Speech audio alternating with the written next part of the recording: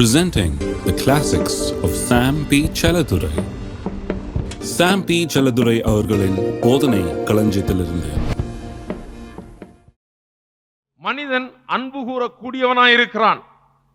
தாய் தன்னுடைய பிள்ளையை அன்பு கூறுகிறாள், கணவன் தன் மனைவி அன்பு கூறுகிறான், நண்பன் தன் சிநேகிதனை நேசிக்கிறான். இப்படிப்பட்ட அன்பை காண்பிக்கக்கூடியவர்களாய் வெளிப்படுத்தக்கூடியவர்களாக நாம் இருக்கிறோம். we are capable. நாம் அதற்குரிய ஆற்றலை உள்ளாகவே பெற்றிருக்கிறோம். அந்த அன்பு சில நேரங்களிலே ஒளிந்து போகிறது. எத்தனை பேருக்கு அது தெரியும்? அந்த அன்பு சில நேரத்தில் ஒளிந்து எங்க போச்சுனே தெரியாது. ஆனால் இயேசு இந்த பூலோகத்துக்கு வந்தபோது ஒரு புதிய விதமான அன்பை வெளிப்படுத்தினார். இந்த அன்பு வித்தியாசமான அன்பாய் இருந்தது. இந்த அன்பு ஒழியாத அன்பு. 1 கொரிந்தியர் 13ஆம் அதிகாரம் இந்த அன்பை விவரிக்கிறது. அது சொல்லுகிறது, அன்பு ஒரு காலம் ஒழியாது என்று. ஒழியாத அன்பு. என்னதான் செய்தாலும் இந்த அன்பு ஒழியவே மாட்டேன்கிறது. இதற்கு முடிவே கிடையாது. இந்த அன்பு வைத்தால் வைத்ததுதான், அப்படியே இருக்கும். தெய்வீக அன்புக்கும் இந்த மனுஷீக அன்புக்கும் உள்ள வித்தியாசம் என்ன? ஒரு பெரிய வித்தியாசம் இருக்குது. மனுஷீக அன்புக்கும், குடும்ப பாசம் இதெல்லாம் சொன்னேன், இந்த அன்பு மனுஷனுக்கு தானா உள்ள ஆண்டவர் வச்சிருக்கிறார். அதுக்கு ரட்சிக்கப்பட வேண்டியதில்லை. இந்த அன்பு காட்டுறதுக்கு தகப்பன் தன் பிள்ளைய நேசிக்கிறதுக்கு ரட்சிக்கப்படணுமா? ரட்சிக்கப்படாத தகப்பன் கூட தன் பிள்ளைய நேசிக்கிறான். அது மனுஷீக அன்பு. அது தானா உள்ள மனுஷனாய் உண்டாக்கப்பட்ட எவனுக்கும் இருக்கிறது. ஆண்டவர் அதை வச்சிருக்கிறார். இந்த மனுஷீக அன்புக்கும் இயேசு வெளிப்படுத்தின இந்த தெய்வீக அன்புக்கும் ஒரு பெரிய வித்தியாசம் இருக்கிறது. அது என்ன வித்தியாசம் சொல்லுகிறேன், கவனியுங்கள். இந்த மனுஷீக அன்பு நிறைய நேரத்தில் உணர்ச்சிகளை சார்ந்திருக்கிறது. அதுதான் இருவர் ஒருவர் நேசிக்க ஆரம்பிக்கிறார்கள், காதல்ன்றாங்க. உள்ள ஏதோ பட்டாம்பூச்சி போல இருக்குது, படபடக்குது. உள்ள படபடலோட கொஞ்ச நாளைக்கு அப்புறம் ஏதாவது ஒரு பிரச்சனை வந்த உடனே இந்த படபடன்னு லொடலோடன் ஆயிடுது. அப்புறம் இல்லைங்களா? என்ன ஆச்சு? இந்த படபடப்பு போயிடுச்சு, இப்ப லொடலோடன் வந்துருச்சு. லடாயின்னு சொல்லுவாங்க. இந்த படபடப்பு உள்ளத்தில் அடிச்சுக்கிட்டு இருந்தது. அந்த நபர் மீது உள்ள ஒரு விருப்பம், ஒரு வாஞ்சை, ஒரு அன்பு, அந்த படபடப்பு போய் ஏதோ சில வார்த்தைகள், ஏதோ சில கோபங்கள், ஏதோ சில சச்சரவுகள், ஏதோ சில மனஸ்தாபங்கள் உருவாகி இந்த படபடப்பு லொடலொடப்பாயிடுது. கடைசியில் முதல்ல அந்த அன்பு உருவாகும் போது பார்க்கணும், பஸ் ஸ்டாண்ட்லயே காத்து நின்றுட்டு இருப்பாங்க 1 மணி நேரம். கோயில்ல வந்து பாட்டு பாடுறதுன்னா ரொம்ப கால் வலிக்கும். ஆனா பஸ் ஸ்டாண்ட்ல அப்படியே 1.5 மணி நேரம்னாலும் நின்றுட்டு, எவ்வளவு உச்சி வெயில்ல 1 மணிக்கு 12 மணிக்கு 1 மணி கூட நின்றுட்டே இருப்பாங்க. அது அன்பு. ஏன் எது அதை நிக்க வைக்குது? அது என்ன சக்தி அதை நிக்க வைக்கிறது? ஆளை காலுக்கு பலத்தை கொடுக்கிறது என்ன சக்தி? இந்த அன்பின் சக்தி. இந்த அன்பு சொல்லுது, காத்திரு, போயிடாத. 2 மணி நேரம் 3 மணி நேரம் காத்திருக்கிற ஆட்களும் உண்டு. எந்த தொல்லையும் சகிச்சுக்குவார்கள். சரி வர்றேன்னு சொன்னாலும் 1 மணி நேரம் லேட்டா வந்தாலும் பரவாயில்ல, தாராளமா மன்னிப்பு போ, அதுக்கு என்ன பரவாயில்ல, என்ன பிரச்சனை நான் தீர்த்து வைக்கிறேன். அவ்வளவு அன்பு. நிறைய உணர்ச்சிகள் தானே ஒழிய வேற ஒண்ணும் கிடையாது. அது நிறைய நேரத்தில் அந்த உணர்ச்சி போக போக உணர்ச்சியை விட மேலான ஒன்றாக மாற வேண்டும். மாறலன்னா தொல்லைதான். வெறும் உணர்ச்சியிலே இருந்ததுன்னா உணர்ச்சி திடீர்னு போய்விடும், இல்லைங்களா? உணர்ச்சி திடீர்னு போயிடும். உணர்ச்சி வர்றது ரொம்ப சுலபம். கல்யாணம் ஆகிறதுக்கு முன்னாடி உணர்ச்சி வர்றது ரொம்ப சுலபம். வீட்டில் ஒருத்தர் பார்க்கறது இல்லை. பாத்திரம் விளக்கும் போதும், வீட்டை பெருக்கும் போதும் அப்போ பார்க்கறது இல்லை. எப்போ பார்க்குறோம்? நல்லா உடுத்தி, நல்ல வாசனை திரவியங்களை அணிந்து, அப்படியே சும்மா பார்க்கறதுக்கு ஒரு மிஸ்டேக் இல்லாமல் இருக்கும், ஒரு பிழை இல்லாமல் கரெக்டா இருக்கிறப்ப பார்க்கிறோம். அப்ப இந்த உணர்ச்சிகள்லாம் உள்ள இருந்து கிளம்புகிறது. ஆனா ஒரு ஆளை சாதாரண பார்க்க பார்க்க பார்க்க கூட வாழ வாழ வாழ உணர்ச்சியெல்லாம் போயிடுது. உணர்ச்சியை விட ஆழமா ஆகலைன்னா பிரச்சனை தான். வெறும் உணர்ச்சியை மட்டும் நம்பி இருந்தா அந்த அன்பு ஒளிந்து போகும், அந்த அன்பு நிக்காது. இந்த மனுஷீக அன்பு உணர்ச்சிகளை சார்ந்ததா இருக்கிறது. அதுலயே கொஞ்சம் ஆழமான அன்பெல்லாம் இருக்குது, கொஞ்சம் ஆழமா போகும். சிலருடைய அன்பு இன்னொருவருடைய அன்பை விட இன்னும் கொஞ்சம் ஆழமா இருக்கும். மனுஷீக அன்புலயே பல வித்தியாசங்கள் இருக்குது. கொஞ்சம் ஆழமா போறவங்க எல்லாம் இருக்காங்க. ரொம்ப ஆழமா போய் அவர்கள் அதிகமாக ஒருவரை ஒருவர் அறிந்து கொண்டு ஒருவரை ஒருவர் நேசித்து வாழக்கூடியவர்களும் இருக்கிறார்கள். அதில் இருக்கிறார். ஆனால் எப்படி இருந்தாலும் அந்த அன்பு சில நேரங்களில் சில பிரச்சனைகள் மத்தியில் நிற்க முடியாமல் ஒளிந்து போகிறது. அது உண்மை. ஏனென்றால் அந்த உணர்ச்சி இல்லை என்றால் அந்த அன்பு நிற்கிறது இல்லை. தெய்வீக அன்பு என்ன? உணர்ச்சி கிடையாது. தெய்வீக அன்பு தீர்மானத்தினால் உண்டாகிற ஒன்று. It's a decision. இருக்கிறீங்களா?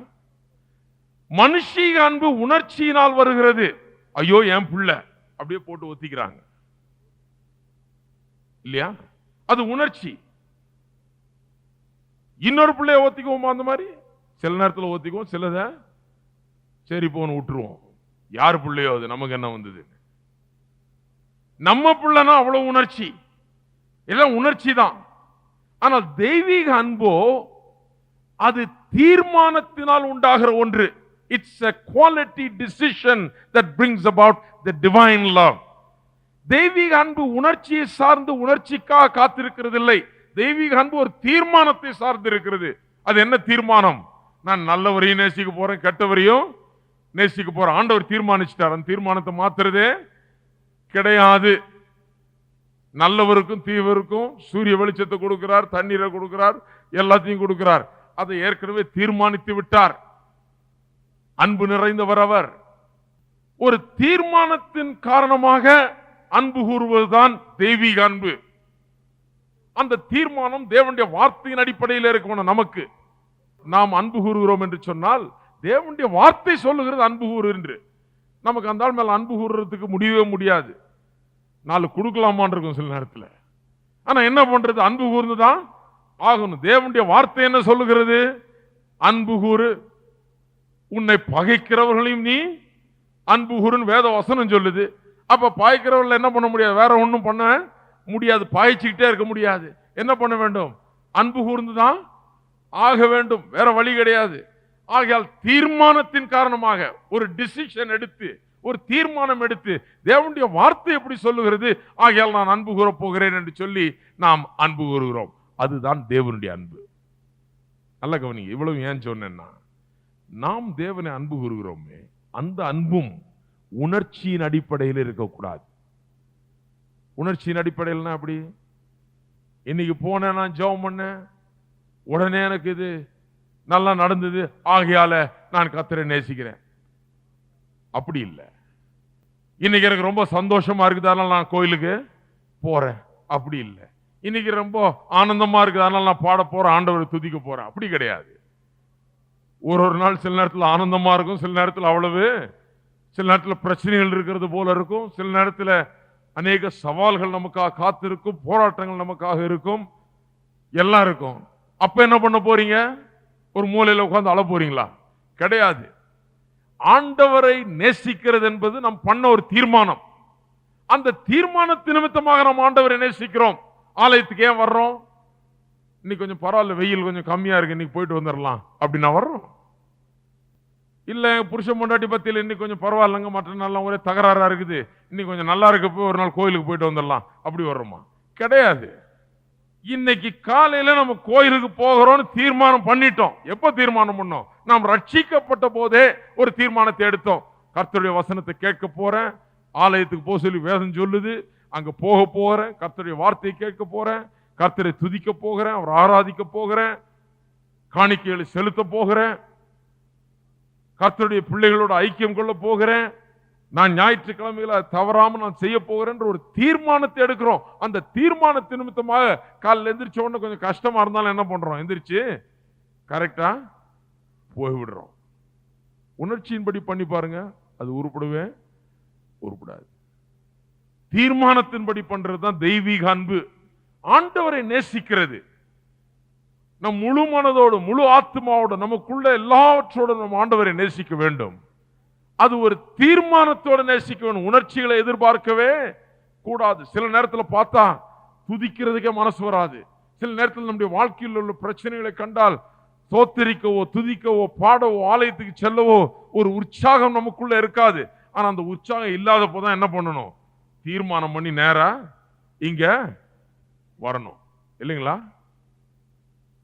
அநேக வருஷங்களுக்கு முன்னால் ஒரு ஆளுக்கு திருமணம் செய்து வச்சேன். நான் திருமணம் செய்து வச்சுட்டு இருந்தாலும் ரொம்ப நண்பர் எனக்கு.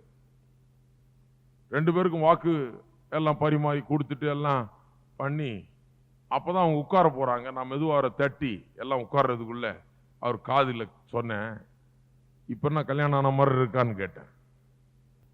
விளையாட்டை கேட்டேன், கல்யாணம் ஆன மாதிரி இருக்கா எப்போ அப்படின்னு. இல்ல நேத்து மாதிரி தான் இருக்குது, எப்பவும் போலதான் இருக்குதுன்னாரு. நான் சொன்னா எப்பவும் போல இருக்குதுன்னு விட்டுட்டு போயிடாத, ஒழுங்காரு. உணர்ச்சியின்படி இருக்க முடியாது. இப்ப கையெழுத்து போட்டாச்சு, என் நேத்து மாதிரிதான் இருக்குது, எனக்கு நேத்து எனக்கு கல்யாணம் ஆகல, இன்னைக்கும் அதே மாதிரிதான் எனக்கு உணர்ச்சி இருக்குதுன்னு சொன்னா நடக்காது. உணர்ச்சி இருக்குதோ இல்லையோ கையெழுத்து போட்டாச்சு. இதுதான் என் மனைவியின் உணர்ச்சி இருக்குதோ இல்லையோ கையெழுத்த போட்டாச்சு, ஏற்றுக்கொண்டாச்சு, வாக்கு கொடுத்தாச்சு. இவ்வளவு பேர் சாட்சி, தேவன் சாட்சி. இனிமே வெளியே போயிட முடியாது. இனிமே கோர்ட்டுக்கு போய் தான் இதை தீக்கணும். சும்மா லேஸ்ல வெளியே போயிட முடியாது. ஒரு பிணைப்பு உண்டாகிவிட்டது.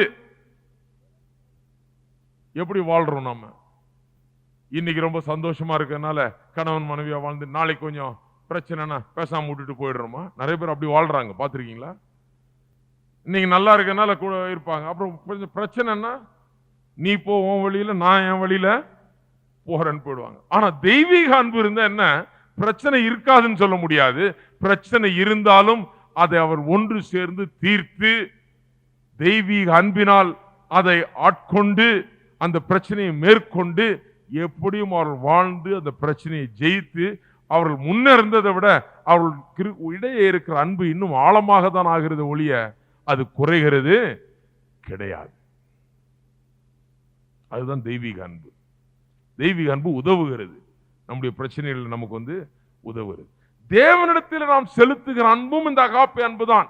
நம்முடைய மனுஷீக அன்பினால் நாம் தேவனை நேசிக்கிறது இல்லை, அவர் நமக்குள்ள வைத்திருக்கிறார் பாருங்க, அந்த அன்பை வைத்துதான் நாம் ஆண்டவரை நேசிக்கிறோம். அந்த அன்பு எப்படிப்பட்டது? ஒரு தீர்மானத்தினால் உருவாகிறது. என்னவா இருந்தாலும் நாம் ஆண்டவரே நேசிக்க போகிறேன், அவர் மீது வாஞ்சியை வைத்து விட்டேன். வச்சதுதான் எடுக்கிறதே கிடையாது. எல்லாரும் சொல்லுவோம் கைகளை உயர்த்தி, ஆண்டவர் மீது என்னுடைய அன்பையும் வாஞ்சையும் வைத்து விட்டேன். வைத்ததை எடுப்பதில்லை, வைத்ததுதான். அவர் மீதே வாஞ்சியாயிருக்கிறேன், அவர் மீதே அன்பாயிருக்கிறேன். வச்சதுதான் இல்லையா? இது ஒரு தீர்மானம். இந்த தீர்மானத்தின்படி தான் ஆண்டவரை நேசிக்கணுமே ஒழிய உணர்ச்சியின்படி நேசிக்கிறது கிடையாது. வைத்த தீர்மானத்தின்படி நாம் ஆண்டவரை நேசிக்கிறோம். அதுதான் ரொம்ப முக்கியம்.